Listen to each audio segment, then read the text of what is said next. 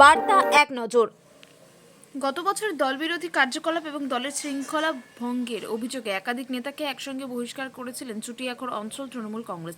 বহিষ্কৃত নেতাদের মধ্যে ছিলেন চোপড়া পঞ্চায়েত সমিতির প্রাক্তন সভাপতি আজহার উদ্দিন। রবিবার চোপড়া বিধানসভার বিধায়কের বাসভবনে পুনরায় তাকে দলে গ্রহণ করা হয় এবং দলের যে দায়িত্বে ছিলেন সেই দায়িত্ব পুনরায় তাকে তুলে দেন বর্তমান চুটিয়াখর তৃণমূল কংগ্রেসের অঞ্চল প্রেসিডেন্ট আমিজউদ্দিন। অঞ্চল প্রেসিডেন্ট আমিজউদ্দিন বলেন, দল ওনার কার্যকলাপ সন্তুষ্ট ছিল না, সেই কারণে চুটিয়াখর তৃণমূল কংগ্রেসের কোর কমিটি সিদ্ধান্ত নেয় এবং আজহার উদ্দিনকে দলের সমস্ত দায়িত্বে থাকা পদ থেকে বহিষ্কার করেন। অঞ্চল সভাপতি আমিজউদ্দিন আরও জানান, অনেক দিন ধরেই আজহারের গতিবিধির ওপর নজর রাখা হচ্ছিল। কোনো রকম দলবিরোধী কার্যকলাপ দেখতে না পাওয়ায় নতুন করে অঞ্চল কোর কমিটি বসে সিদ্ধান্ত নেওয়া হয় তার সাসপেনশন তুলে নেওয়ার। সেই মোতাবেক আজ চোপড়া পঞ্চায়েত সমিতির প্রাক্তন সভাপতি আজহার উদ্দিন সহ মোট 5 জনকে সাসপেনশন তুলে দেওয়া হয় এবং বিধায়কের নিজ বাসভবনে। অন্যদিকে চোপড়া পঞ্চায়েত সমিতির প্রাক্তন সভাপতি আজহার উদ্দিন পুনরায় দায়িত্ব পেয়ে যথেষ্ট খুশি এবং দলের সিদ্ধান্তকে আমরা তৃণমূলকে দেখে পার্টিটা করতেছি। সর্বোপরি আমাদের মাননীয় এমএলএ সাহেব রয়েছেন, আমাদের অঞ্চল কোর কমিটি রয়েছেন, অঞ্চল প্রেসিডেন্ট সাহেব রয়েছেন।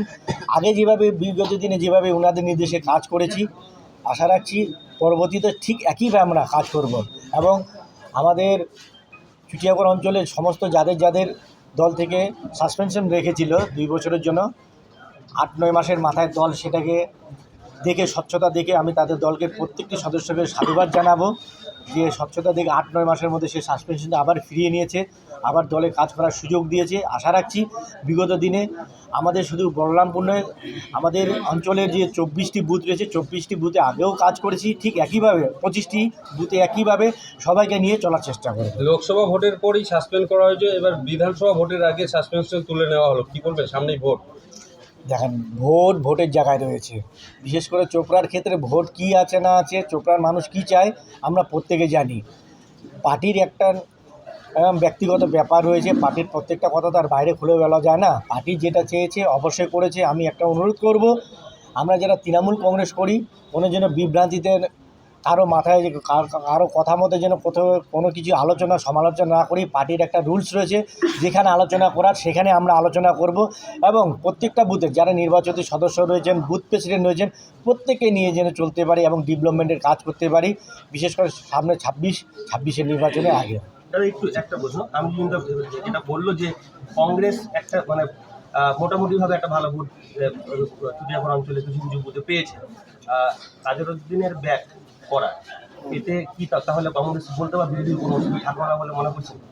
দেখেন, চুটিয়াখরে আগাগোড়া এখানে যখন প্রায় 15-20 বছর ধরে এখানে বিরোধীদের কোনো অস্তিত্ব নেই। কারণ বিরোধীদের অস্তিত্ব বলতে সেইভাবে না, তারা কোনো ডেভেলপমেন্ট করেনি, তারা কোনো কাজ করেনি।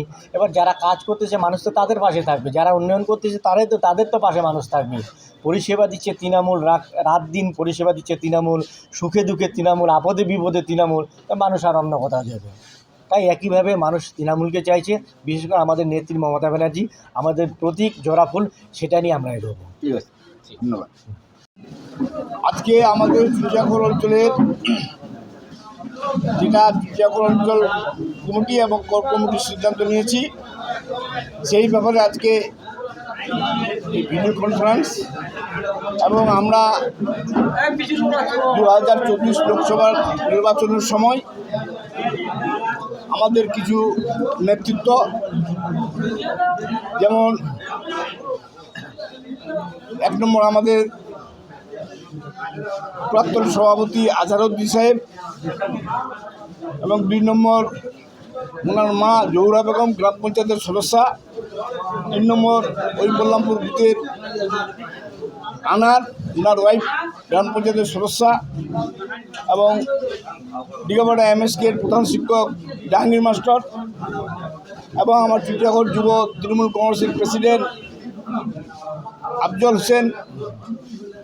ইনার সম্পর্কে আমরা আমাদের চোপড়া বিধানসভার মাননীয় এমএলএ সাহেবের নির্দেশে আমরা আমাদের অঞ্চল কমিটির মিটিং ডেকে সিদ্ধান্ত নিয়েছি, আমরা যে লোকসভা ভোটে যে আমরা দল বিরোধী কার্যকলাপের জন্য আমরা এই 5-6 জনকে আমরা সাসপেন্ড করেছিলাম। আপনার মিডিয়ারা কিন্তু একটা ভুল বলে দিচ্ছে যে বহিষ্কার করিনি, আমরা সাসপেন্ড করেছিলাম 2 বছরের জন্য। আমরা ওনাদের ভূমিকা দেখে পার্টি সন্তুষ্ট যে সত্যিকারে বর্তমান যেটা ওরা পার্টির এই 1 বছরে দেখলাম যে সত্যিকারের পার্টির কাজকাম, পার্টির যারা দলের মিটিং মিছিল সব জায়গায় এরা অংশগ্রহণ করেছে। তাই আমরা সবাই মিলে আমরা সিদ্ধান্ত নিলাম ইনাদের সাসপেন্সিভ আমরা প্রত্যাহার করে নিলাম। অনেকে এটাকে বলছে যে 26-এর নির্বাচন সামনে রয়েছে, তাই সাসপেনশন তুলে নেওয়া হচ্ছে। ব্যাপারটাকে আপনি কিভাবে দেখছেন? না না না না না আমরা ওনাদের কার্যকলাপের জন্য আমরা সাসপেন্ড তুলে নিয়েছি। আমরা তো 2 বছর করেছিলাম, 1 বছরে তুলে নিয়েছি।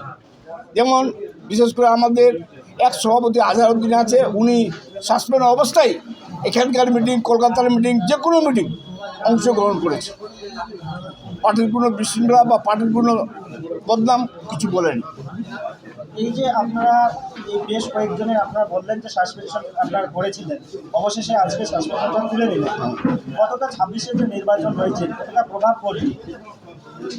এটা তো 100 বার পড়বেই। আমাদের চুটিয়াখড় অঞ্চলে আগাগোড়ায় আমরা আনকন্টেস্ট আমাদের গ্রাম পঞ্চায়েতের গত পঞ্চায়েত নির্বাচনে এবং 23-এর নির্বাচনে আমরা অনকন্টেস্ট করেছি। আশা করি আমরা এই 26-এর বিধানসভা নির্বাচনে আশা করি আমাদের এই চুটিয়াখড় অঞ্চলের 25টা বুথে আমরা কোনো বিরোধী দলের কোনো এজেন্টকে থাকতে দেবো না, এইটুকু আমার আশা আছে। বিশেষ করে একজন প্রাক্তন সভাপতি রয়েছে আজহারউদ্দিন মহাশয়, কীভাবে দেখছেন তাদের মধ্যে?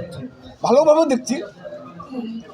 মানে লোকসভা নির্বাচনে মানে এমন কি কার্যকলাপ আজহার সাহেব করলো, মানে লোকসভার পরে যে ওনাদের সাসপেন্ড করেছিলেন সেটা বলছেন না আমরা তুলে নিলাম সেটা বলছেন? নির্বাচনে কি কোনো প্রভাব পড়েছিল লোকসভাতে এই নিয়ে কোনো মানে না, একটা প্রভাব পড়েছিল, বললাম পুরো বুথে আমাদের এই কংগ্রেসের ভোট পড়েছিল।